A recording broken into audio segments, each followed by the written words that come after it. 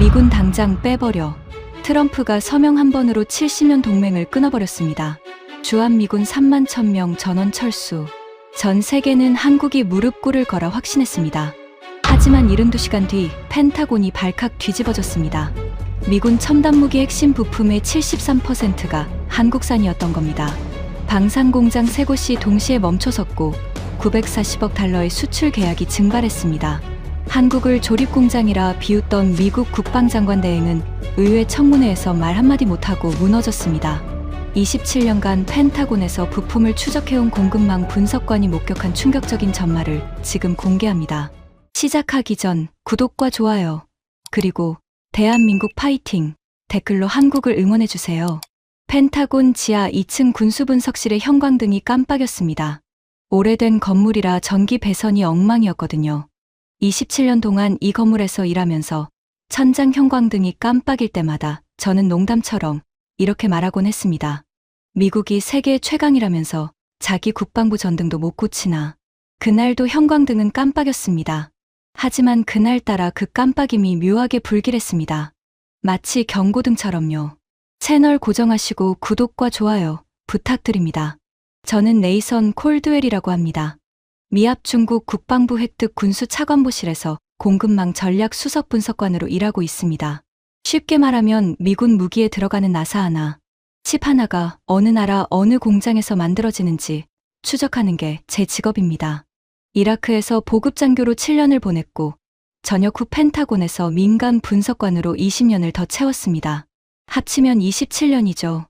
그 27년 동안 저는 숫자를 믿었습니다. 감정이 아니라 데이터를 신뢰했고 보고서에 찍히는 수치가 곧 진실이라고 생각했습니다. 그런 제가 오늘 이 이야기를 꺼내는 이유는 단 하나입니다. 27년간 믿어온 숫자가 전부 틀렸다는 걸 깨달았기 때문입니다. 정확히 말하면 숫자 자체가 틀린 게 아니라 숫자를 읽는 방향이 틀렸던 겁니다. 지금부터 제가 들려드릴 이야기는 미합 중국이 대한민국이라는 나라를 어떻게 오판했고 그 오판의 대가가 얼마나 처참했는지에 대한 기록입니다. 그날 아침 제 책상 위에는 평소와 다를 게 없는 서류들이 쌓여 있었습니다. 방위비 분담금 협상 결렬 보고서, 인태사령부 장비 현황 업데이트, 한국산 부품 분기별 수입 현황표. 러셀 파커가 커피 2잔을 들고 제 칸막이 사이로 들어왔습니다. 러셀은 방산업체 연락관으로 저와 15년째 같은 사무실을 쓰고 있었는데 이 친구의 특기는 남의 기분을 긁는 농담이었습니다. 콜드웰 방위비 협상 또 깨졌다며. 한국 놈들이 또 버티나 봐. 저는 커피를 받으며 고개를 끄덕였습니다. 석 달째 결렬이야. 한국 쪽에서 기존 분담금의 3배를 요구하는 우리 제안을 거부하고 있으니까. 러셀이 코웃음을 쳤습니다. 3배면 13조 원이잖아. 자기네 국방예산 4분의 1을 우리한테 내라는 건데 당연히 안 받겠지. 근데 뭐 어쩔 거야. 미군 빼면 북쪽에서 내려올 텐데. 저도 같은 생각이었습니다. 한국이 버틸 수 있는 이유는 주한미군 3만 1000명이 있기 때문이고 그 3만 1000명을 빼겠다고 하면 결국 무릎을 꿇을 수밖에 없다. 이건 27년간 펜타곤의 상식이었습니다. 그 상식이 산산조각 나는데 걸린 시간은 정확히 72시간이었습니다. 오전 10시 47분이었습니다. 제 모니터에 내부 긴급 공지가 떴습니다. 전체 참모 웨스트윙 실시간 중계 접속 요망. 웨스트윙이라는 단어에 사무실 전체가 술렁였습니다. 대통령이 뭔가를 발표한다는 뜻이었으니까요. 저는 내부 중계 채널에 접속했습니다. 화면에 대통령 집무실이 떴고 책상 위에 문서가 놓여 있었습니다. 트럼프 대통령이 펜을 들었습니다.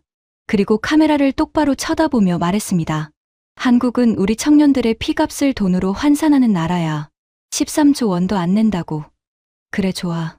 그럼 우리가 나가지. 주한미군 3만 1000명 전원 철수를 명령합니다. 서명하는데 2초였습니다.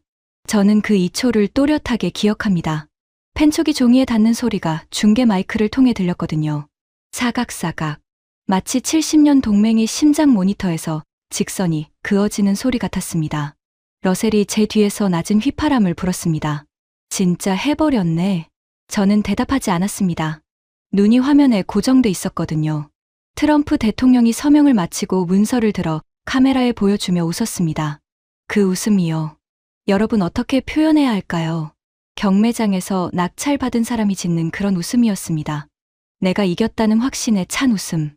하지만 그건 자기가 사들인 물건의 진짜 가치를 모르는 사람의 웃음이기도 했습니다. 서명 직후 백악관 안보보좌관실에서 한국 국가안보실에 직통 전화가 걸렸습니다. 스피커폰이었고 중계는 계속되고 있었습니다. 정확히 말하면 내부 참모용 별도 채널로 통화 내용이 실시간 공유되고 있었죠. 백악관 안보보좌관 윌리엄스가 통보문을 읽었습니다. 대한민국 정부에 고지합니다. 주한미군 3만 1000명에 대한 철수 행정명령이 발효되었습니다. 15일 이내에 1차 병력 이동이 시작되며 최종 철수는 90일 내 완료됩니다. 8초간의 정적이었습니다. 저는 숨을 참고 있었습니다. 펜타곤 지하 2층의 공기까지 멈춘 느낌이었거든요. 한국 쪽에서 목소리가 나왔습니다. 국가안보실장 이정원입니다. 또렷하고 낮은 목소리였습니다. 전혀 떨리지 않았습니다. 마치 날씨 이야기를 하듯 담담하게 한마디를 했는데 그 한마디가 펜타곤 전체의 온도를 2도쯤 내린 것 같았습니다. 통보 감사합니다. 72시간 내에 이행하겠습니다. 러셀이 커피잔을 내려놓는 소리가 들렸습니다. 너무 세게 내려놓아서 커피가 튀었습니다. 뭐라고? 72시간. 우리가 90일 줬는데. 저도 같은 반응이었습니다. 90일 유예를 줬는데 72시간 내에 이행하겠다니. 이건 수학적으로 말이 안 됩니다. 3만 1000명의 군인과 그 가족, 장비, 군수물자를 72시간 안에 빼낸다는 건 물리적으로 불가능하거든요. 그런데 한국은 미군 철수를 72시간 안에 이행하겠다고 한 게 아니었습니다. 제가 그 의미를 깨달은 건 정확히 24시간 뒤였습니다. 딜런 크로포드가 펜타곤에 나타난 건 서명 직후였습니다. 국방장관 대행이라는 직함을 달고 있었는데 이 사람의 이력을 말씀드려야 합니다. 로키드 마틴에서 25년간 로비스트로 일하다가 정권이 바뀌면서 국방부로 넘어온 인물입니다. 방산업체의 이익을 대변하는 게 몸에 밴 사람이었죠. 크로포드가 우리 분석실로 내려왔습니다.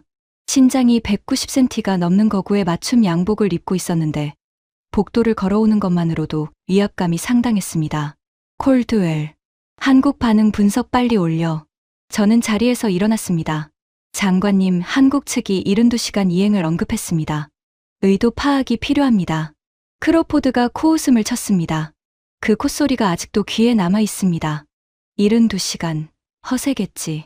북한 핵 가진 나라 코앞에 두고 미군 나가달라고 할 배짱이 어딨어. 항복 수순이야 콜드웰.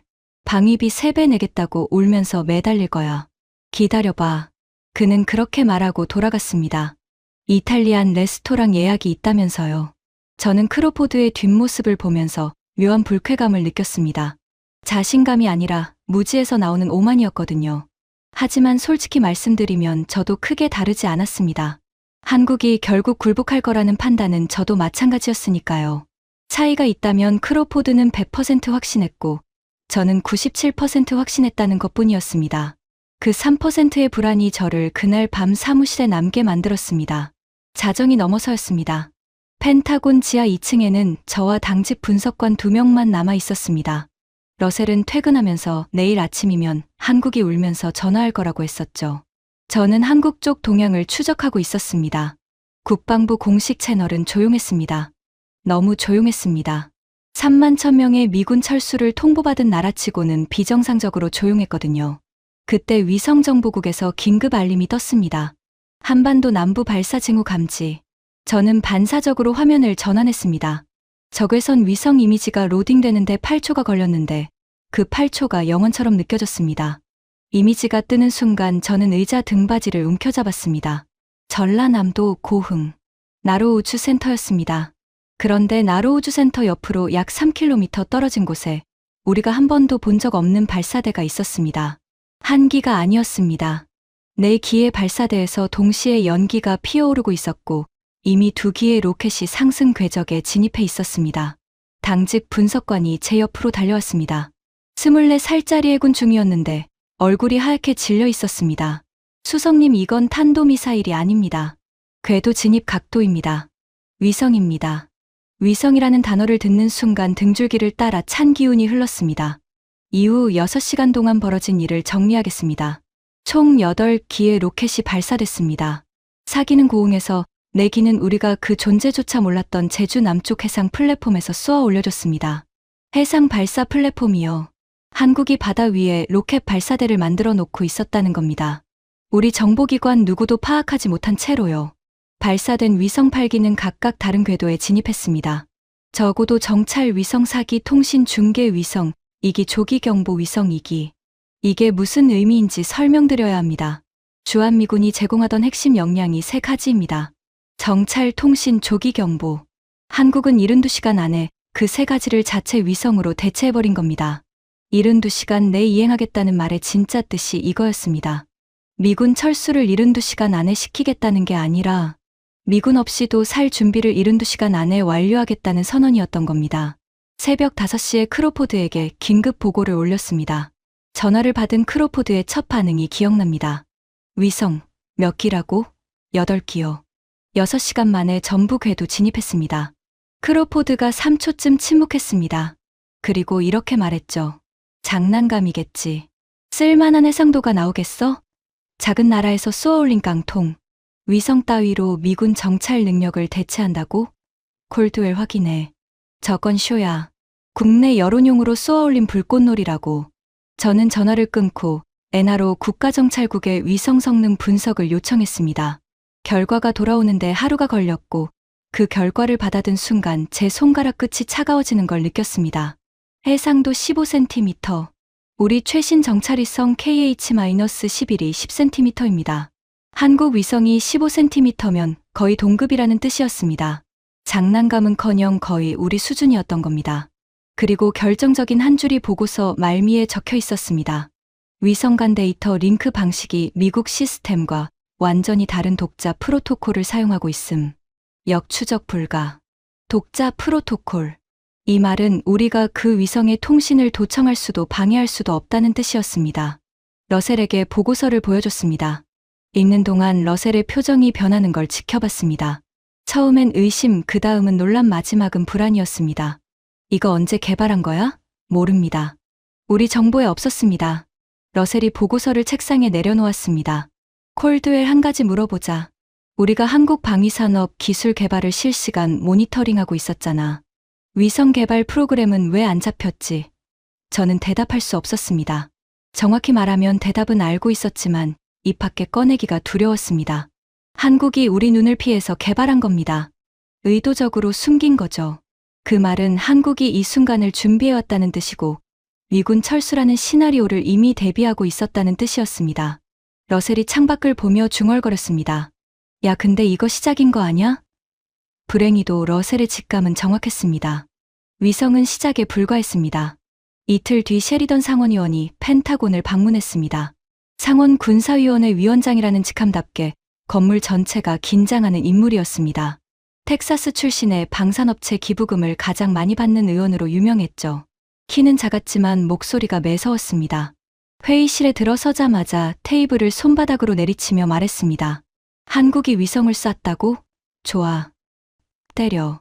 반도체 장비 수출 전면 금지야. ASML한테 전화해서 한국향 EUV 장비 선적 즉시 중단시켜. 삼성이고 SK하이닉스고 3나노 이하 공정 장비한테도 못 들어가게 만들어. 크로포드가 고개를 끄덕였습니다. 그게 맞습니다. 의원님. 기술을 쥐면 목줄을 쥐는 겁니다. 반도체 장비 끊으면 한국 반도체 산업은 2년 안에 경쟁력을 잃습니다. 저는 그 자리에 배석하고 있었는데 두 사람의 대화를 들으며 가슴 한쪽이 무거워지는 걸 느꼈습니다. 반도체 장비 제재는 양날의 검이었거든요.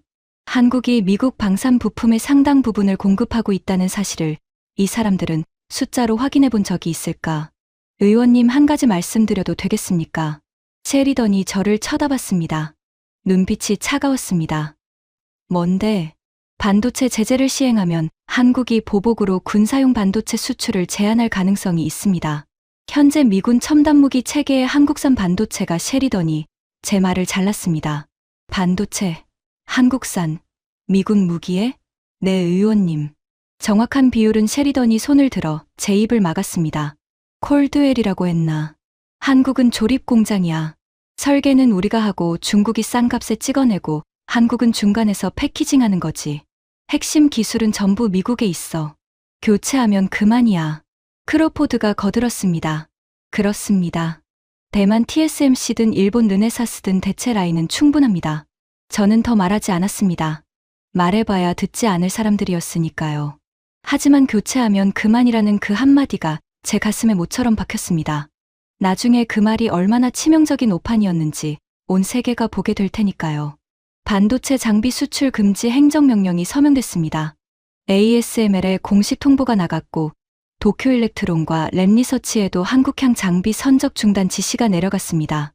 미국 언론은 한국을 길들이는 결정적 한 방이라고 보도했고 셰리던 의원은 폭스뉴스에 출연해서 말했습니다. 한국은 우리 기술 없이는 칩 하나 못 만듭니다. 위성 쏘는 쇼를 하려면 반도체가 있어야 하는데 그 반도체를 만드는 장비를 우리가 쥐고 있거든요. 수도꼭지를 잠그면 끝입니다. 그 인터뷰가 나간 지 정확히 닷새 뒤였습니다. 한국산업통상자원부가 긴급 기자회견을 열었습니다. 저는 실시간 중계를 사무실에서 지켜봤습니다. 통역기를 끼고요. 한국 장관이 단상에 섰는데 표정이 무표정했습니다. 화가 나거나 긴장한 게 아니라 무표정이었습니다. 발표할 내용에 대한 확신이 있는 사람의 얼굴이었죠. 장관이 입을 열었습니다. 미합 중국의 반도체 장비 수출 제한 조치에 대한 대한민국 정부의 대응을 말씀드리겠습니다. 그리고 단상 뒤에 커튼이 걷히면서 대형 스크린이 나타났습니다. 화면에 거대한 기계 장치가 비춰졌습니다.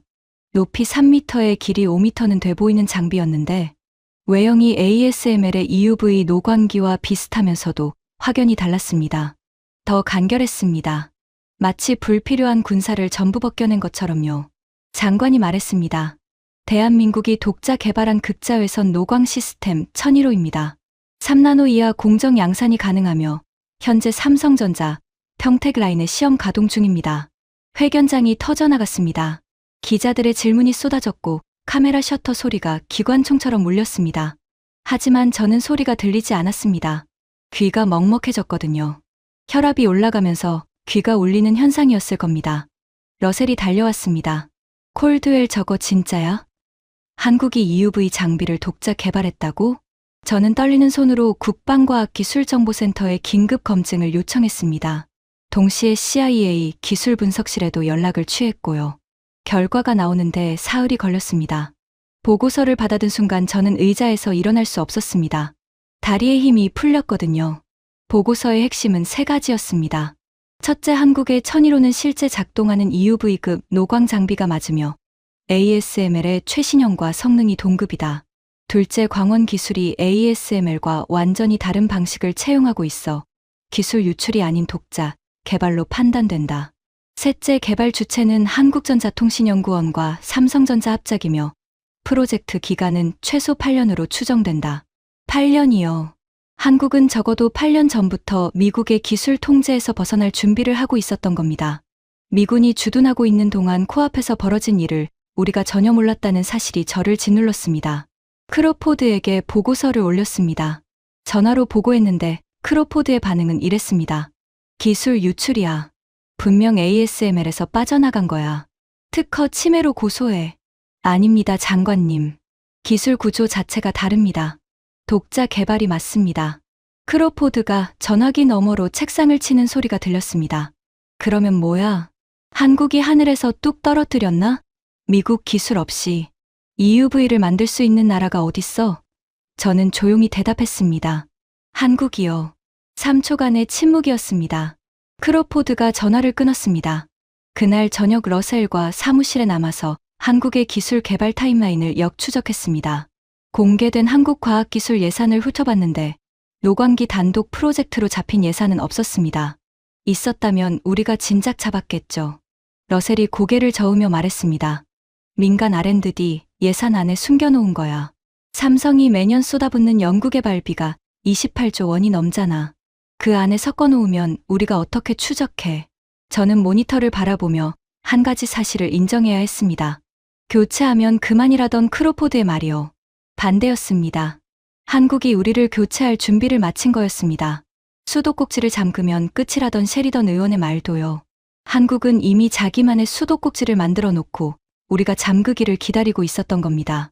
잠가줘야 자기 수도꼭지를 공개할 명분이 생기니까요. 그날 밤 형광등이 또 깜빡였습니다. 이번에는 농담이 나오지 않았습니다. 러셀이 퇴근하면서 문 앞에 서서 말했습니다. 콜드웰, 나 27년 동안 이 건물에서 별의별 위기를 다 봤어. 이라크, 쿠웨이트, 아프간, 남중국해. 근데 이번 건 좀 다른 것 같아. 뭐가 다른데? 저번까지는 상대가 우리보다 약했잖아. 이번엔 모르겠어. 한국이 약한 건지 강한 건지, 아니 더 정확하게 말하면 한국이 뭔지를 우리가 모르고 있었다는 게 무서운 거야. 러셀이 나간 뒤 저는 한참 동안 어두운 사무실에 앉아 있었습니다. 모니터 불빛만 얼굴을 비추고 있었고 화면에는 한국이 공개한 1001호의 사진이 띄워져 있었습니다. 3m 높이의 그 기계가 사진 속에서 조용히 빛나고 있었습니다. 그 조용함이 무서웠습니다. 8년 동안 아무 소리도 내지 않고 완성된 기술이라는 게, 그리고 저는 아직 모르고 있었습니다. 위성과 노광기는 진짜 시작일 뿐이라는 걸. 한국이 우리에게 보여줄 게 아직 산더미처럼 남아 있었다는 걸. 제가 27년간 쌓아온 숫자의 성벽이 무너지기 시작한 건 바로 그 다음 날부터였습니다. 기술 제재가 발동된 직후 셰리던 의원이 한 가지 추가 지시를 내렸습니다. 미국 방산업체에서 근무하는 한국 국적 및 한국계 엔지니어 전원에 대한 보안 인가 재심사를 실시하라. 명목은 기술 유출 방지였습니다. 1001호 독자 개발이 확인됐으니 혹시라도 미국 기술이 빠져나갈 수 있는 통로를 차단한다는 논리였죠. 하지만 사무실에 앉아있는 사람이라면 누구나 알고 있었습니다. 이건 보복이었습니다. 한국이 우리 코를 납작하게 만든 것에 대한 안갚음이었죠. 국토안보부가 비자 재심사에 들어갔습니다. H-1B 비자 영주권 갱신 심사까지 로키드 마틴 노스롭, 그러먼 레이시온 나사, 제트 추진연구소 보잉 5곳에서 근무하는 한국 국적 및 한국계 엔지니어 명단이 정리됐습니다. 저는 그 명단을 받아봤는데 숫자를 보고 심장이 한 박자 늦게 뛰는 걸 느꼈습니다. 2,700명이었습니다. 여러분, 2,700명이라는 숫자가 어떤 무게를 가지는지 제가 구체적으로 설명을 드려야겠습니다. 이 사람들은 납땜하는 기술자가 아니었습니다. F-35의 전자전 모듈 아키텍처를 설계한 사람이 있었고, 나사 아르테미스 프로그램에서 달 착륙선 열차폐 시스템을 계산한 사람이 있었습니다. 차세대 이지스 레이더의 신호 처리 알고리즘을 짠 사람도 있었고, 극초음속 비행체 풍동 시험 데이터를 분석한 사람도 있었습니다. 미국 방위산업의 신경계를 구성하는 뉴런 같은 존재들이었습니다. 크로포드는 자신만만했습니다. 겁 좀 줘야지. 비자 건드리면 한국 정부가 뛰어나올 거야. 한국인 엔지니어들이 의원실에 로비하고 변호사 고용하고 난리 칠 테니까 그때 협상 테이블로 끌어오면 돼. 저는 크로포드의 계산에 동의하지 않았지만 반박할 근거도 마땅히 없었습니다. 상식적으로 생각하면 미국에서 20년 넘게 커리어를 쌓은 사람들이 비자 문제 하나로 모든 걸 포기하겠습니까? 그렇게 판단하는 게 자연스러웠습니다. 하지만 상식은 한국이라는 나라 앞에서 자꾸 빗나갔습니다. 비자 취소 통보가 시작된 지 사흘째 되는 날이었습니다. 러셀이 사무실로 뛰어들어왔는데 표정이 이상했습니다. 놀란 것도 아니고 화난 것도 아닌 뭐랄까요. 자기가 보고 있는 걸 자기도 믿지 못하는 사람의 얼굴이었습니다. 콜드웰 인천공항 입국자 데이터 봤어. 뭔데? 러셀이 태블릿을 내 앞에 놓았습니다. 인태사령부 정보장교가 보내온 실시간 데이터였는데 인천공항 국제선 도착 게이트 입국자 현황이 표시돼 있었습니다. 숫자가 비정상적으로 튀어 있었습니다. 첫 사흘 동안 인천공항을 통해 입국한 미국발 고급 기술 인력 680명. 680명이 동시에 미국 직장을 그만두고 한국으로 돌아간 겁니다. 나사 제트 추진연구소 수석연구원 출신 노스롭, 그러먼 B-21 레이더, 팀 리더 출신 레이시온 미사일 방어 부문 수석 설계자 출신 로키드 마틴 스컹크웍스 소속 추진공학 박사급, 인력 전부 박사급이었습니다. 전부 핵심 인력이었습니다. 그리고 이건 비자를 취소당한 사람들만의 이야기가 아니었습니다. 취소 통보를 받지 않은 한국계 엔지니어들까지 자발적으로 사표를 내고 합류한 거였습니다. 마치 신호를 기다리고 있었다는 듯이요. 한국 언론에서는 이걸 두뇌 대기환이라고 불렀습니다. 미국 언론은 디펜스 브레인 드레인이라고 했고요. 크로포드에게 보고가 올라갔을 때 그의 반응은 이랬습니다. 가라고 해. 교체 인력 뽑으면 되지. 한국인이 아니어도 이 세상에 엔지니어는 널렸어. 저는 그 말을 듣고 속이 서늘해졌습니다. 엔지니어는 널렸다고요. 이지스 레이더 신호처리 알고리즘을 설계할 수 있는 사람이 미국에 몇 명이나 되는지 크로포드는 알고 있었을까요? 한 자릿수입니다. 그중 셋이 한국으로 돌아갔습니다. 하지만 그게 최악은 아니었습니다. 최악은 그 다음에 왔습니다. 귀국한 과학자들이 대전 국방과학연구소에 합류했다는 첩보가 들어왔는데 문제는 합류 후 열흘 만에 나온 결과물이었습니다. 극초음속 미사일 요격 시스템의 추적 알고리즘 최종 버전 완성. 우리 펜타곤이 14년째 해결 못하고 있는 바로 그 기술이었습니다. 러셀에게 보고서를 건넸습니다. 읽던 러셀의 손이 중간에서 멈추더니 저를 올려다봤습니다. 요격 반응 속도가 우리 사드의 4배라고? 네. 열흘 만에? 네. 러셀이 보고서를 책상 위에 내려놓았습니다. 그리고 천장을 올려다보며 한마디 했습니다.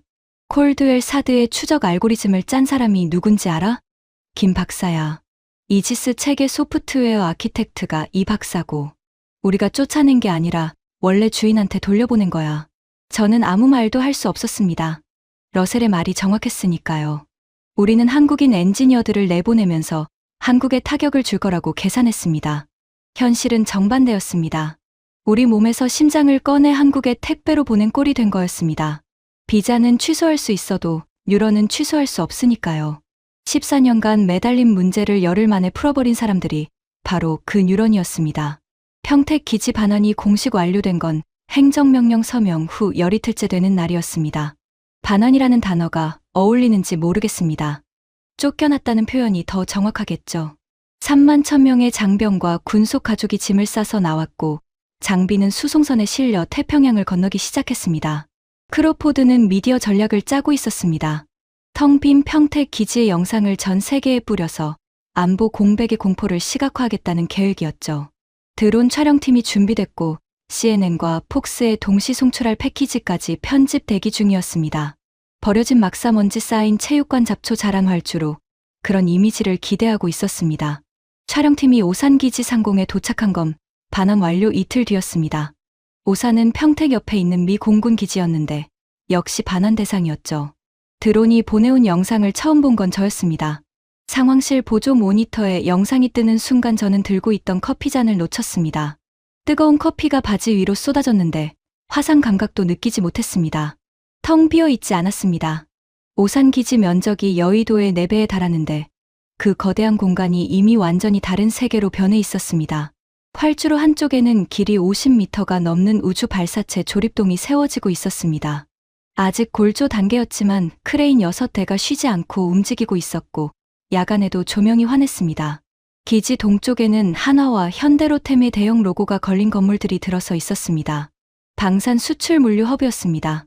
K9 자주포와 K2 전차의 수출용 완제품이 컨테이너에 실려 대기하고 있었고 전 세계로 나갈 군수품이 격자 패턴으로 정렬돼 있었습니다. 남쪽 구역에서는 수백 대의 드론이 군집 비행 테스트를 하고 있었습니다. 하늘에서 보면 새까만 새떼가 일사불란하게 대형을 바꾸는 것처럼 보였습니다. 미군 병사들이 농구하던 체육관은 로보틱스 연구동으로 바뀌어 있었고 장교 숙소 단지는 방산 수출 상담 센터가 됐습니다. 이틀입니다. 이틀 만에 이걸 해놓은 겁니다. 러셀이 영상을 보면서 중얼거렸습니다. 미리 준비해놨던 거야. 우리가 나가기 전부터 설계도가 있었던 거라고. 맞았습니다.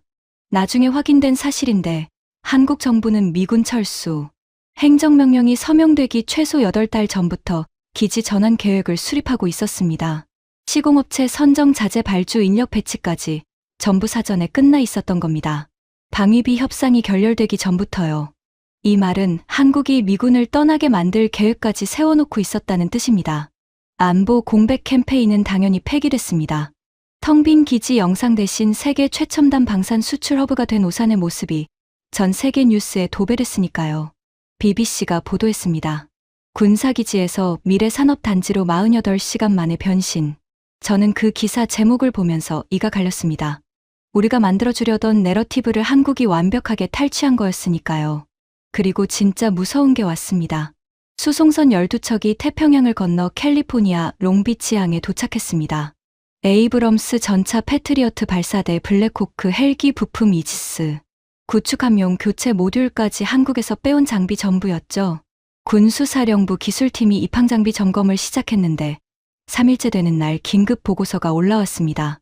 보고서 제목이 이상했습니다. 부품 원산지 전수조사 요청. 저는 처음에 세관 관련 문서인 줄 알았습니다. 하지만 내용을 읽는 순간 의자에서 등이 떨어지지 않았습니다. 이지스 전투체계 베이스라인 10에 탑재된 위상 배열 레이더 송수신 모듈 핵심 반도체 제조사 삼성전자 파운드리, 패트리어트 PAC3의 적외선 탐색기 핵심 센서 제조사 LG이노텍, F-35 전자전 포드 내부 신호 처리 칩셋 설계 원천 기술 보유사 SK하이닉스 위탁 생산, 에이브럼스 M1A SEP의 야간 열상 조준경 적외선 감지 소자 한국 국방과학연구소 기술 이전 생산. 목록이 3페이지를 넘겼습니다. 저는 한 줄 한 줄 읽으면서 목 뒤가 뜨거워지는 걸 느꼈습니다. 부끄러움인지 공포인지 그 경계가 모호했습니다. 러셀을 불렀습니다.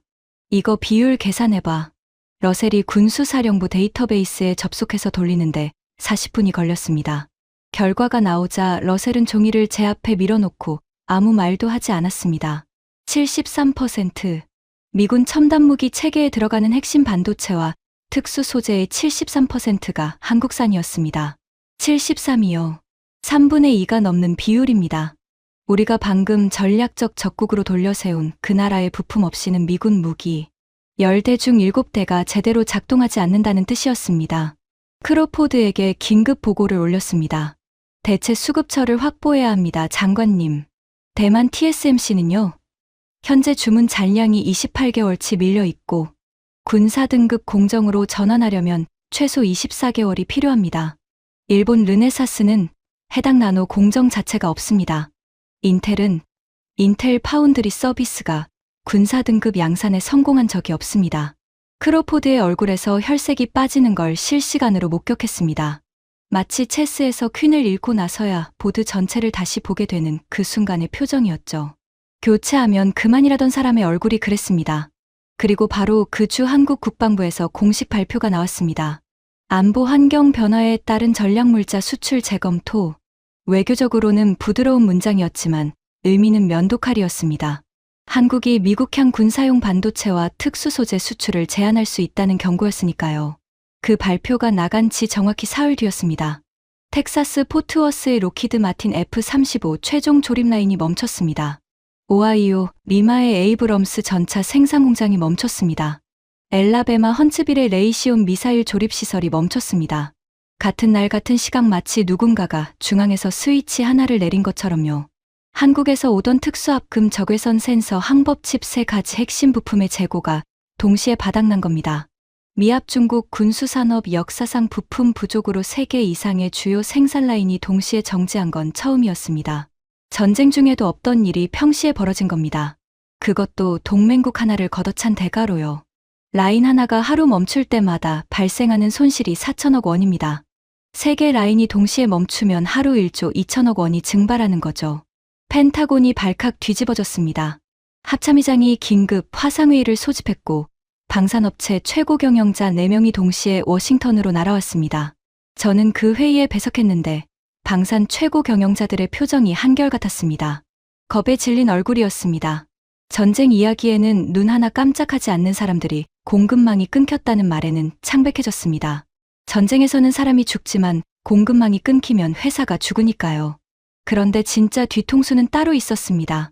포트워스 공장에서 추가 보고가 올라왔습니다. 조립 라인의 자동화 용접 시스템이 작동을 거부한다는 내용이었습니다. 부품이 없어서가 아니라 시스템 자체가 잠겨버린 거였습니다. 현장 엔지니어가 마스터 키를 입력해도 인증 실패. 관리자 코드를 넣어도 인증 실패. 로키드 마틴 자체 IT팀이 매달렸지만 뚫리지 않았습니다. 이유를 아십니까? 그 용접 로봇 시스템은 한국 현대로보틱스가 납품한 것이었고 핵심 제어 소프트웨어의 라이선스 서버가 서울 판교에 있었거든요. 한국 측이 라이선스 인증 키를 원격으로 갱신해버린 겁니다. 물리적으로 눈앞에 있는 로봇인데 서울의 허락 없이는 팔 하나 움직일 수 없게 된 거죠. 러셀이 헌츠빌 상황을 확인하고 왔습니다. 콜드웰 헌츠빌도 같은 상황이야. 미사일 동체 접합 로봇이 전부 잠겼어.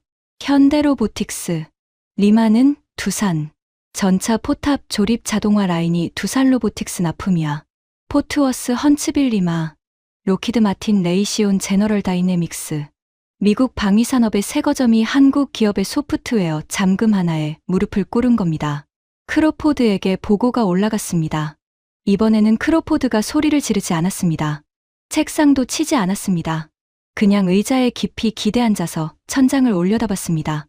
15초쯤 그러고 있다가 아주 낮은 목소리로 말했습니다. 우리가 지금 전쟁을 하고 있는 건가? 총알 한 발 안 쏘고? 아무도 대답하지 못했습니다. 그날 밤 저는 사무실에 혼자 남아서 숫자를 다시 정리했습니다. 한국산 핵심 반도체 및 특수 소재 73%, 한국산 디스플레이, 모듈 의존도, 미군 헬멧 장착형 시스템 기준 89%, 한국 기업 납품 산업용 로봇 점유율 미국 방산공장 기준 47%, 한국 엔지니어 설계 소프트웨어 적용 비율 미군 자동화 시스템 기준 58%, 73, 89, 47, 58점. 이 숫자들을 나란히 적어 놓으니까 한 가지가 선명해졌습니다.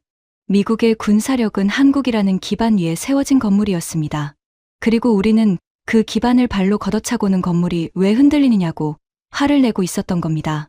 중동에서 불이 터진 건 공급망 위기로 워싱턴이 허둥대고 있을 때였습니다. 홍해에서 후티 반군이 미 해군 구축함을 향해 자폭 드론 20대를 동시에 발사했습니다. 지부티 주둔 기지에도 같은 시각 드론 18대가 날아들었고요. 합쳐서 38대가 동시에 쏟아진 겁니다. 패트리어트 PAC-3가 가동됐습니다. 미합 중국이 자랑하는 세계 최고의 방공 시스템이었죠. 결과를 말씀드리겠습니다. 38대 중 요격에 성공한 건 12대였습니다. 나머지 26대는 빗나갔거나 추적 자체를 놓쳤습니다. 요격률 31%. 하지만 진짜 문제는 요격률이 아니었습니다. 패트리어트 요격 미사일 한 발의 가격이 약 58억 원입니다. 후티 반군이 날린 자폭 드론 한 대의 가격이 4천만 원이었고요. 12대를 잡기 위해 34발을 쏘았습니다. 계산해 보십시오. 4천만 원짜리 장난감을 잡으려고 1조 9천억 원어치 미사일을 허공에 날린 겁니다. 그중 22발은 아무것도 맞추지 못하고 사우디 사막 모래밭에 처박혔습니다. 저는 상황실에서 그 장면을 실시간으로 지켜봤습니다. 레이더 화면에 찍히는 드론 궤적 하나하나를 추적하면서 패트리어트가 발사되고 빗나가고 다시 발사되고 또 빗나가는 걸 반복해서 봤습니다. 8번째 미사일이 허공을 가를 때 저는 고개를 돌렸습니다. 그런데 같은 날 같은 시간대에 한국에서 날아온 영상 하나가 전 세계 군사 커뮤니티를 뒤흔들었습니다. 한국방위사업청이 공개한 천공삼 실사격 시험 영상이었습니다. 서해상에서 실시한 실탄 요격 훈련이었는데 표적은 극초음속 기동이 가능한 무인 표적기 10대였습니다. 후티 드론보다 4배 빠르고 2배 작은 표적이었죠. 10발 발사 10대 격추. 소요 시간 6초. 6초입니다. 발사부터 마지막 표적 격추까지 6초. 요격률 100%. 그리고 천공삼 요격탄 한 발의 가격은 패트리어트의 18분의 1 수준이었습니다. CNN이 이걸 놓칠 리가 없었죠. 그날 저녁 메인 뉴스의 화면 구성은 이랬습니다. 왼쪽 분할화면에 홍해상공에서 허공을 가르는 패트리어트 미사일의 실패 장면. 오른쪽 분할화면에 서해에서 10개의 불꽃을 동시에 피워올리는 천공삼의 성공 장면.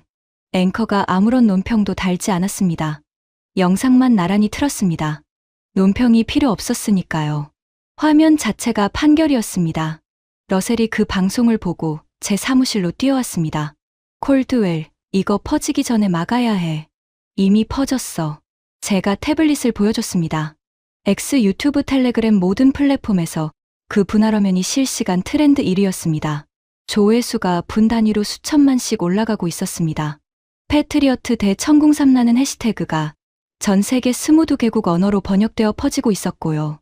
무너지기 시작한 건 그 다음 주부터였습니다. 폴란드 국방장관이 워싱턴을 방문했습니다. 예정된 방문이었죠. 패트리어트 추가 도입 계약 서명을 위해서였습니다. 42억 달러짜리 딜이었습니다. 저는 크로포드와 함께 환영 오찬에 배석했는데 폴란드 장관의 표정이 뭔가 달랐습니다. 악수할 때 눈을 마주치지 않더군요. 오찬이 끝나고 본 회담에 들어갔을 때 폴란드 장관이 서류 가방에서 봉투 하나를 꺼냈습니다.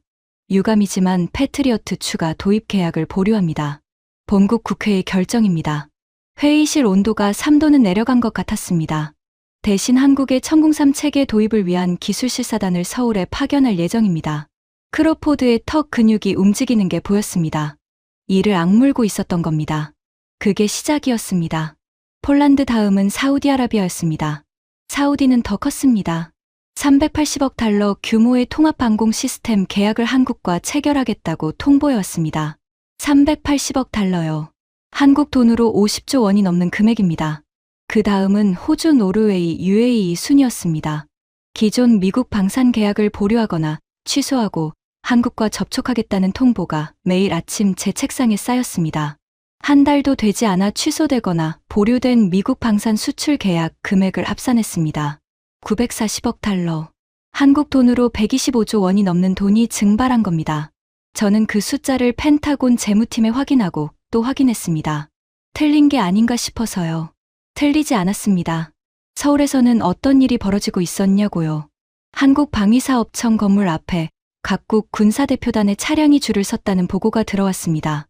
주차장이 부족해서 인근 호텔 지하 주차장까지 빌려 썼다고 합니다.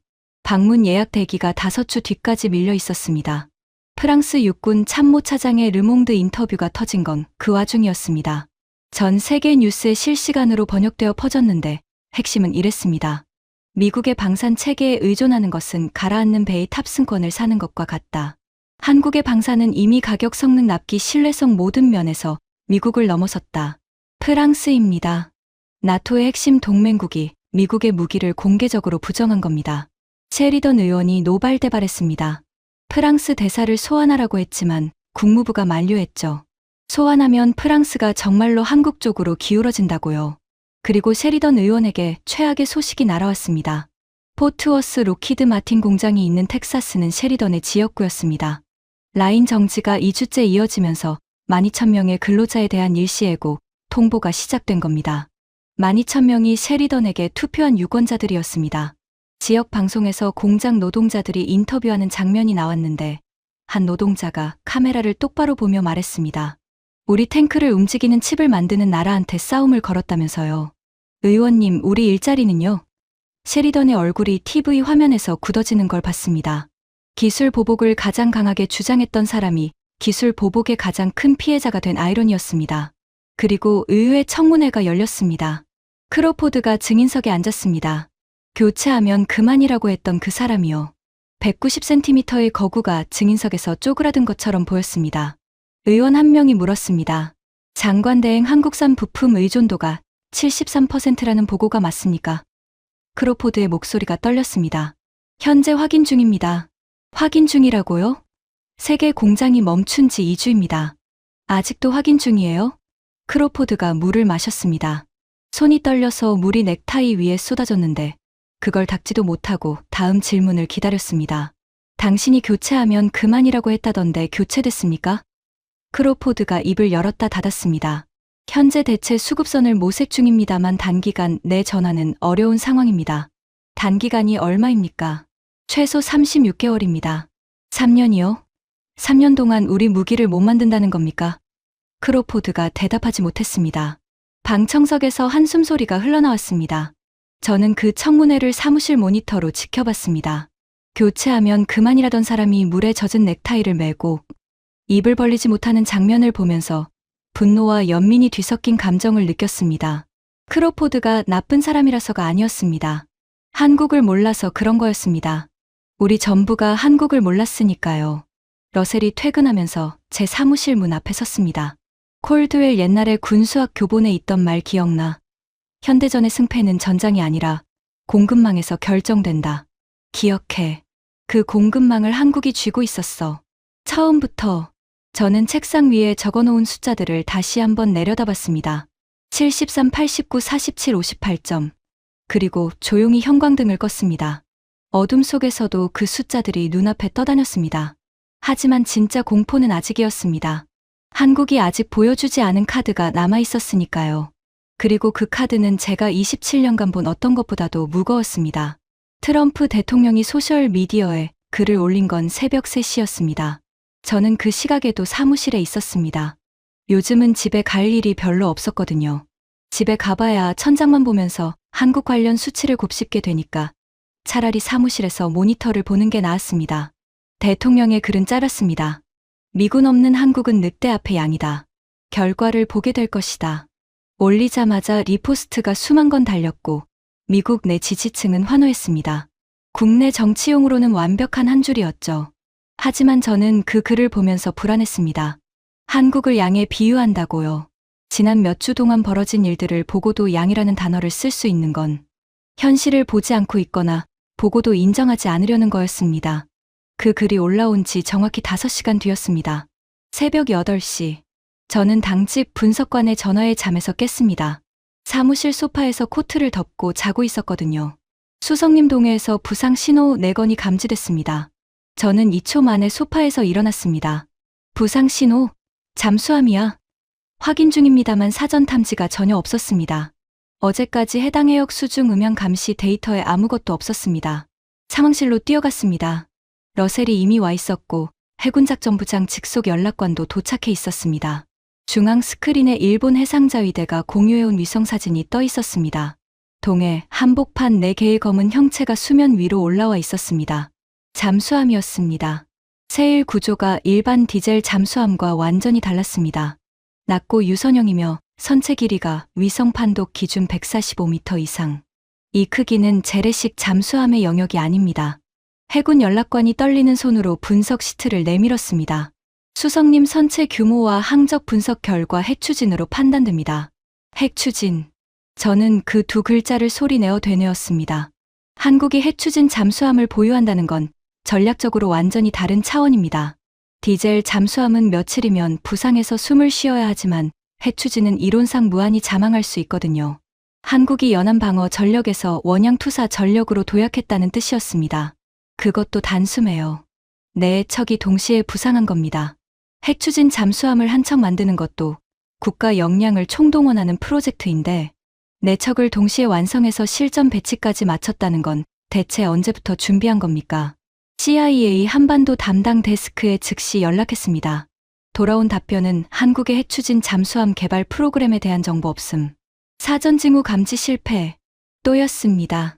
위성도 몰랐고 노광기도 몰랐고 이번에도 몰랐습니다. 하지만 진짜 충격은 그 다음이었습니다.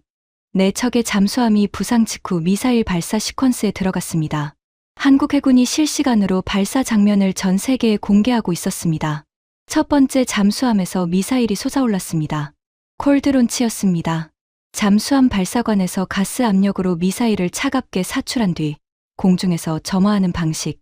미국과 러시아만 보유한다고 알려진 기술이었습니다. 아니, 보유하고 있었던 기술이었죠. 그런데 한국의 콜드론치는 우리 시스템과 달랐습니다. 해군 분석관의 추가 보고에 따르면 사출 온도가 미국 시스템보다 45% 낮았습니다. 함체에 가해지는 열부하가 훨씬 적고 발사 간격을 극단적으로 줄일 수 있다는 의미였습니다.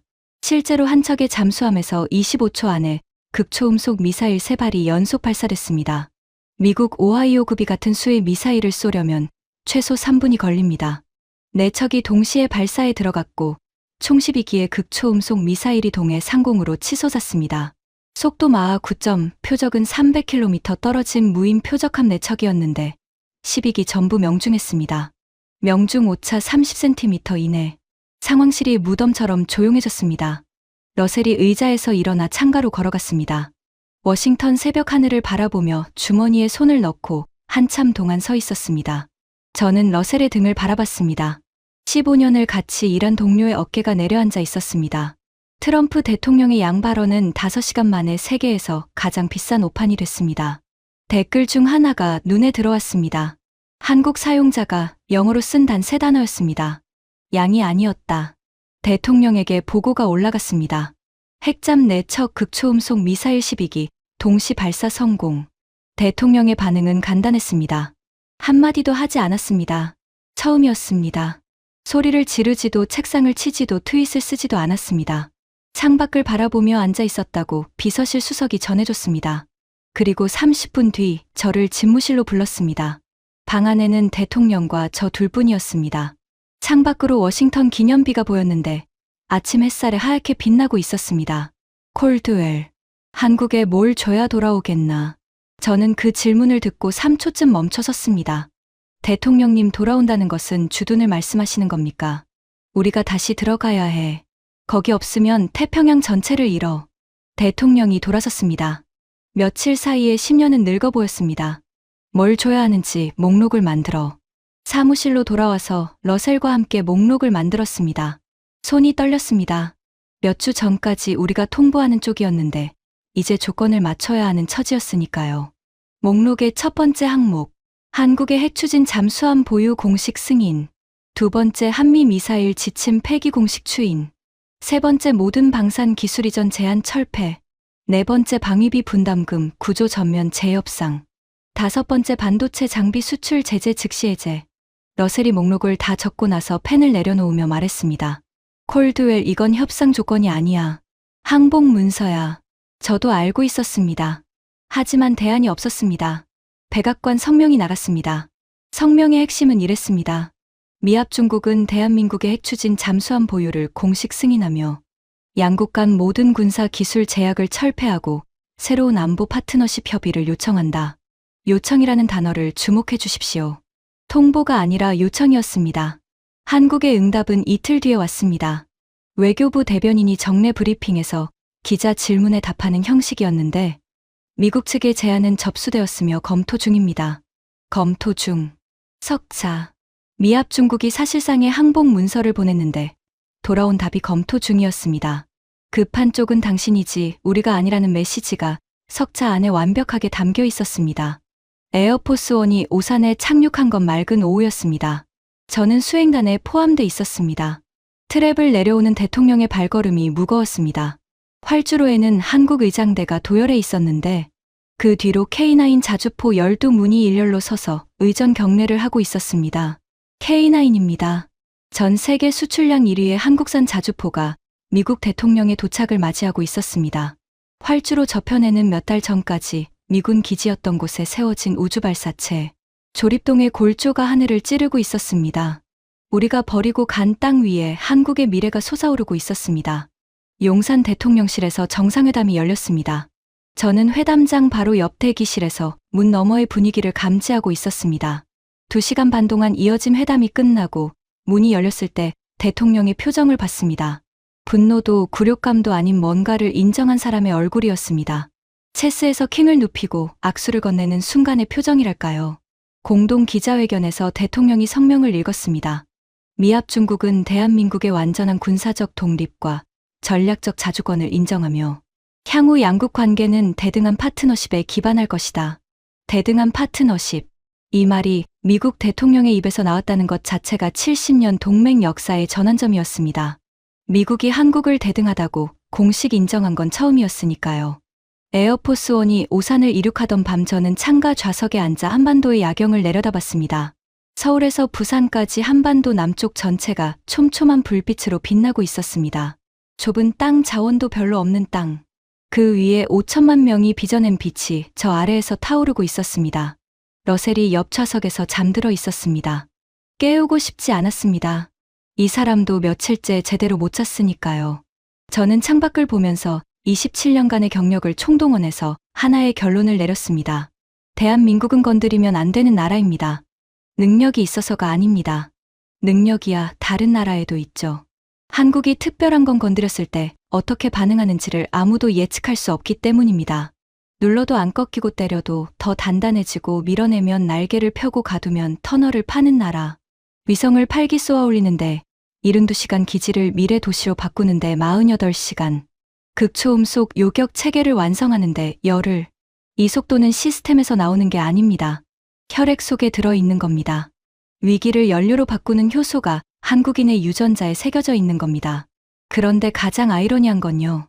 정작 한국 사람들은 이걸 모릅니다. 자기들이 얼마나 대단한 민족인지요.